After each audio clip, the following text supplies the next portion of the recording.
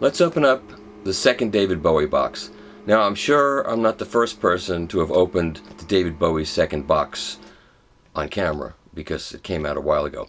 But I know I'm the only person to open the David Bowie box that has as a backdrop a piece of the Billboard that was posted above the music hall in 1972 when David Bowie played there as Ziggy Stardust.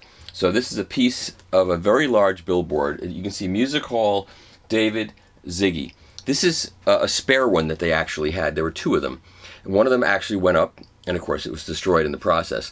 But there was a second one, and I was offered a piece of it, and I took it. And this was actually hanging on the wall of my apartment when I lived in Los Angeles for years.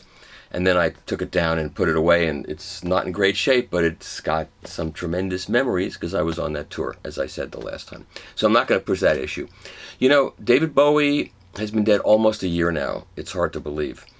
And I haven't stopped thinking about David Bowie.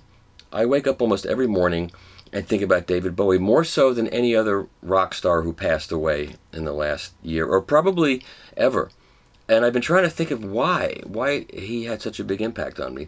And I think it's because he never stopped changing and creating and being original. And many of the other ones, they kind of plateaued and peaked at a certain point and then started repeating themselves or just lost interest or whatever.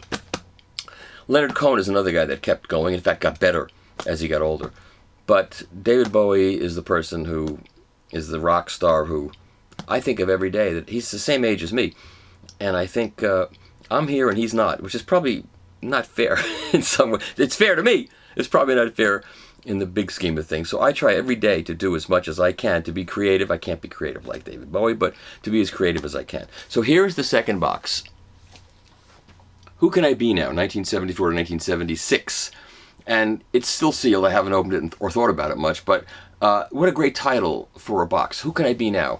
You know, he was Ziggy Stardust, and he finally cast off that character that he invented at the Hammersmith Odeon, and people didn't want him to stop, but he had to, of course. So, who can he be now? So let's open the box and have a look and see what they're giving us. This is a very short period of time. You know, for me, the best, probably the most exciting and most pure artistic David Bowie was the Berlin period, the trilogy of Low, The Lodger, and Heroes. Those three records to me that should be in its own box with as much extra material as Tony Visconti can come up with, but we'll see what they do. So here it is. I'm going to take it out of the slipcase, and it's heavy. It's a big box. Yeah.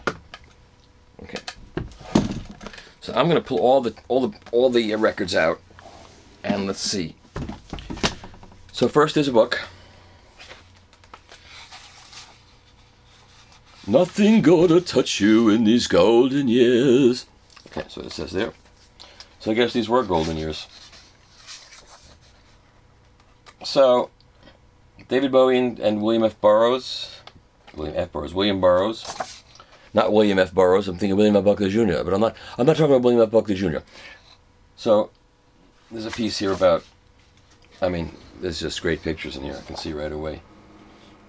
The original Diamond Dogs cover, is that the one with the dog penis, which they had to cut out? That's how hung up this country was, back then. There was a dog penis. Everybody who has a dog, a male dog, has seen a dog penis. I don't care if you're 6 years old, your dog has a ding-dong, But anyway, they cut it out. And, this just looks like it's going to be so much fun to read. There's the version where they cut the ding-dong off. Come on. It's great.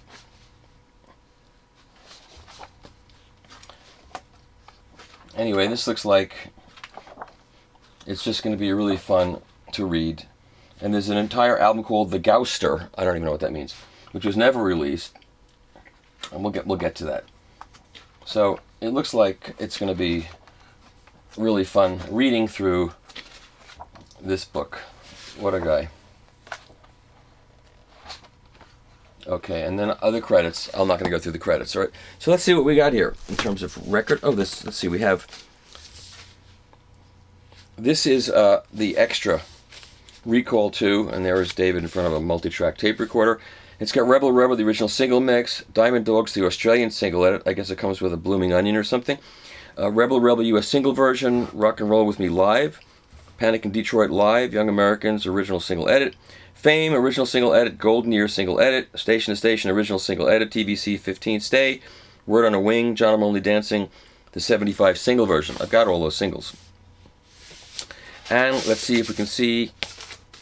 Look, it's got Bowie instead of the RCA logo, the corporatized RCA logo. And it doesn't... I'm going to open the book at the end of this. Maybe there's some credits about mastering. We'll see. Then here's David Bowie live at the Nassau Coliseum, 1976. And of course, at this point, he was doing Station to Station, some Suffragette City Fame, Word on a Wing. So it's basically the Station to Station tour. And of course, this song's Waiting for the Man, Queen Bitch, Life on Mars. Looks like a nice compilation double record set. A nice picture. And that's new. Here's Station to Station. This is one of the two Station to Stations. Obviously, that's the remix. This is the original, a reissue of the original mix, which from 1976, which was really good. The original mix was great. It's a great record. It's an odd, it's a spare record. It's got Wild as the Wind, Dmitri Tiomkin song. It's long, drawn out songs. What a mood. Station to Station starts out with the Electronic Train, and Golden Years, of course, TVC 15. So that's the original mix. And then they, I guess Harry Maslin was the engineer, and Harry Maslin remixed it. And we'll see what that turned into, because remixes are interesting. They're not necessarily better than originals, especially if your brain is wired for the original. So, if anybody's been in an anechoic chamber, that's basically what that looks like. It's a type of anechoic chamber. And that's Station to Station. And then we have Young Americans. So David Bowie goes to Philadelphia and decides American soul music is what he wants to get involved with at this point in time. That's who he wanted to be. He's got the cigarette. He's very sophisticated. To the older audience, this seemed like kind of a sellout. He was becoming plasticized. Of course, that was nothing until he signed to EMI and did Let's Dance. Then it was a total sellout, and that's when he finally broke it big. And that's how the world works. When you give up your art sort of for commerce, then you become big. And I don't blame him for doing it. And it was good for what it was. So here's Young Americans recorded at Sigma Sound in Philadelphia, and it's got great musicians on: Andy Newmark, Dennis Davis, Carlos Alomar, John Lennon was on one track, Mike Garson, David Sanborn, Abba Cherry. I met her once actually, and other people doing backup. Luther Vandross, this is one of the first things he did. Sigma Sound, Philadelphia, mixed at the record plant in New York. And anyway, this is a record that grows on you. Some people didn't like it at first, but it really was a great record. Fame alone it's worth the record for that. All right, now here is the Gouster. And I don't know the history of this. I haven't read up on the history of this, so I will learn about why this was never released the way it was. But it has John I'm Only Dancing again. Somebody Up There Likes Me. It's Gonna Be Me. Who Can I Be Now? You Can Hear Me Now. So that's where the box title came from. And since I didn't know the song, the box title seemed like a really unique thing, but it was from this, which of course he was singing. Who Can I Be Now? Young Americans, right? Do you remember your President Nixon? That was such a great line of Bowie's referencing Nixon. I mean, how amazing is that? Let's see what else we got here. Tony Visconti produced and mixed by. String arrangements by Tony Visconti. Oh, this one said mastered by Ray Staff at Air Mastering with Tony Visconti. So this one does have a credit. All right. And Ray Staff was the original mastering engineer on Ziggy Stardust back in '72. So he's been at this for a long, long time. Here's David live, and this was a record that a lot of people didn't like. And there's two of them here, so it's a 3-record set. I don't know whether it was originally a 3-record set. But this was live at the Tower Theater in Philadelphia. And he was kind of mannered at that point in time.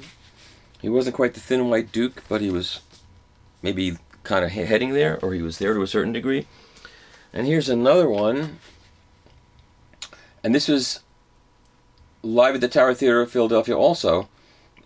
And it was culled from performances on the 14th to the 15th of July 74 at the Tower Theater.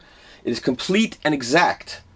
No studio overdubs or re-recordings of voices, instruments, or audience have been added with the exception of several backing vocals due to loss of theater mic contact. That's interesting. You know, so many of the live recordings that we buy and it says live, almost everything was overdubbed in the studio later.